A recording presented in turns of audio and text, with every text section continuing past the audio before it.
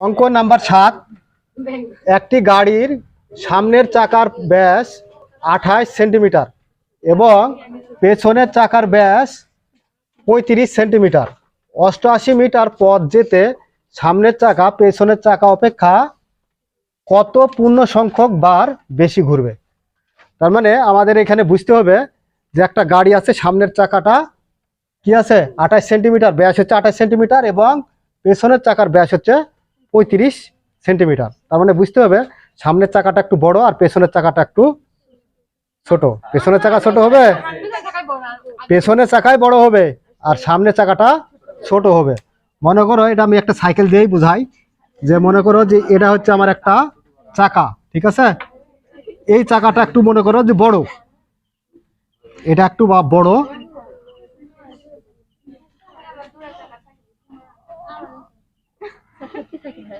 হ্যাঁ আচ্ছা আচ্ছা দেখো যে এই যে চাকা, এখন একটা সামনের চাকা আছে আর একটা এটা হচ্ছে আমার পেছনের চাকা। এই চাকার এখানে বোঝানো হচ্ছে যে এটা ব্যাস। ব্যাস বলতে কি বোঝানো হয়েছে? সামনের চাকার ব্যাস, মানে এই যে এখান থেকে এ পর্যন্ত এটা হচ্ছে ব্যাস। তাহলে এর ব্যাস যদি কত হয় 28 হয়, তাহলে ব্যাসার্ধ কত হবে? ব্যাসার্ধ হবে 14, মানে অর্ধেক। তাহলে এখানে হবে 14। আর এখান থেকে এর ব্যাস হচ্ছে কত আমার 35, টোটাল হচ্ছে 35। তাহলে ব্যাসার্ধ কত হবে? 17.5। এটা হচ্ছে আমার ব্যাসার্ধ।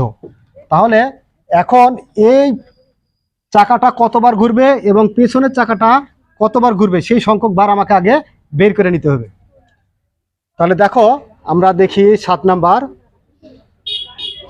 দেওয়া আছে।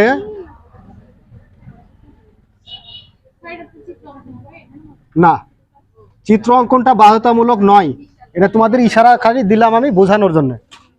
দেওয়া আছে সামনের চাকার ব্যাস 2r ইকুয়াল 28 সেন্টিমিটার। অতএব ব্যাসার্ধ আর ইকুয়াল 28/2 সমান হচ্ছে কত? 14 সেন্টিমিটার।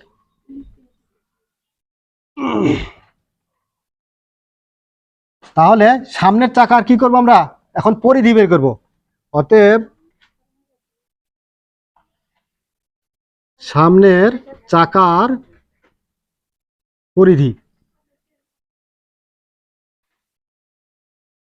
2πr। তো পরিধি 2 থাকলো ইন্টু পায়ের মান 3.1416 গুণ আর এর মানটা হচ্ছে কত আমার 14। তো মিটার দিতে পারো, তাহলে সমান আমরা এটা গুণ করে দেব। 2 গুণ 3.1416 গুণ 14, 87.96 মিটার। এত মিটার আমার বের হলো কি? এটা সামনের চাকার পরিধি। এখন পিছনের চাকার পরিধি দরকার। তাহলে পিছনের চাকার পরিধি যখন দরকার, তখন পিছনের চাকার আমার ব্যাস কত দেওয়া আছে সেটা আগে লিখতে হবে, 35। তাহলে এখানে লিখি আমরা, দেওয়া আছে পেছনের চাকার ব্যাস, এটাকে ধরে আমরা বড় আর, 2r ইকুয়াল হচ্ছে 35 সেন্টিমিটার। অতএব ব্যাসার্ধ আর ইকুয়াল 35/2, তাহলে 17.5 সেন্টিমিটার। তাহলে এখন আমি পেছনের চাকার পরিধিটা পেয়ে যাব। অতএব পরিধি 2π, বড় আর ব্যবহার করছি আমি, তাহলে বড় আর দেব, সমান 2 ইন্টু 3.1416 গুণ এই আর এর মানটা হচ্ছে কত? 17.5 মিটার। তাহলে এটা গুণ করলে আমরা পরিধির পরিমাণটা বের হয়ে যাবে। 3.1416 গুণ 2 গুণ হচ্ছে 17.5, 109.96 দিতে পারি আমরা এত মিটার।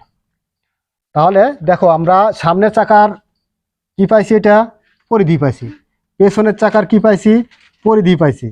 তাহলে এখন আমাকে লক্ষ্য করতে হবে যে এই 88 মিটার, তো 88 মিটার এটা কি ছিল আমাদের, সবগুলাই মিটার না, এগুলো সবগুলানি ছিল আমাদের কিন্তু সেন্টিমিটার। এটা কেউ লক্ষ্য করেনি তোমরা, সেন্টিমিটার।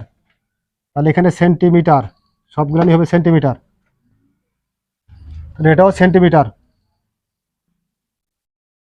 তাহলে এগুলা সবগুলাই ছিল কি আমার সেন্টিমিটারে। আর এখানে এসে আমি যখন এই পথটা দেখিচ্ছি 88 মিটার পথটা অতিক্রম করা লাগবে এই দুই চাকার মাধ্যমে। একটার পরিধি হচ্ছে কত, একটার পরিধি হচ্ছে 87.96 সেন্টিমিটার এবং অপরটার পরিধি হচ্ছে আমার 109.96 সেন্টিমিটার। এই পরিধি দ্বারা আমাদের এই 88 মিটার পথটা অতিক্রম করতে হবে। তাহলে কে কতবার ঘুরবে সেটা আগে বের করি আমরা। তাহলে এখন দেখি আমরা, দেখো যে মিটারটাকে, এই যে মিটার আছে মিটারটাকে আমরা সেন্টিমিটারে পরিণত করব।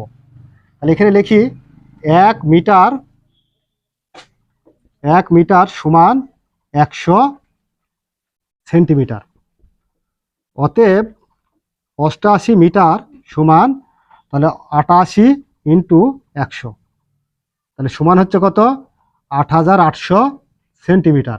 এই 8800 সেন্টিমিটার পথটা আমাকে দুই মানে চাকা দ্বারা অতিক্রম করা লাগবে, সেন্টিমিটার। হ্যাঁ, দেখা যাচ্ছে এটা।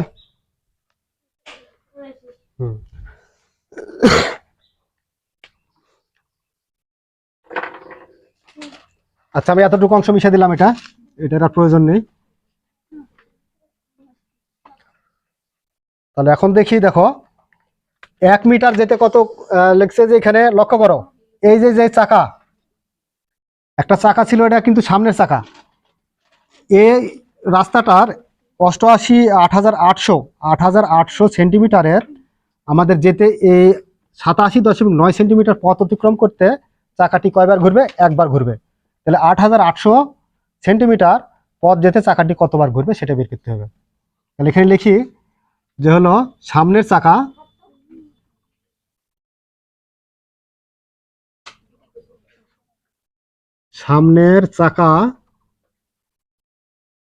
চাকা 87.96 সেন্টিমিটার যেতে ঘুরবে একবার।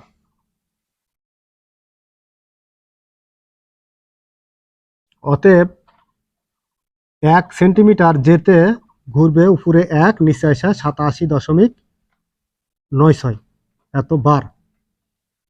অতএব 8800 সেন্টিমিটার যেতে চাকাটি ঘুরবে, তাহলে 1 ইন্টু 8800 ভাগ 87.96 এত বার। তাহলে এখানে আমাদের বের হয়ে যাবে 8800কে যদি আমরা ভাগ করি তাহলে আমাদের রেজাল্ট পাওয়া যাব সামনে চাকা কয়বার ঘুরবে। 8800 ভাগ 87.96, তাহলে এখানে আমরা লিখি 100 বার। 100 বার। এখানে লক্ষ্য করো দশমিকের পরে কিছু সংখ্যা আছে, কিন্তু এখানে আমাদের প্রশ্নে আছে কত পূর্ণ সংখ্যক। পূর্ণ সংখ্যক মানে কি, আমাকে সংখ্যাটা পূর্ণ ধরা লাগবে। মানে এখানে 100 দশমিকের পরে যে সংখ্যাগুলো এখানে ব্যবহার করা যাবে না, এখানে নির্দেশনাই আছে। এবার পেছনের চাকা কতবার ঘুরবে লিখি আমরা, যে এটা বিস্তারিত আর দিচ্ছি না, আমরা লিখি যে 8800 মিটার পথ যেতে পেছনের চাকা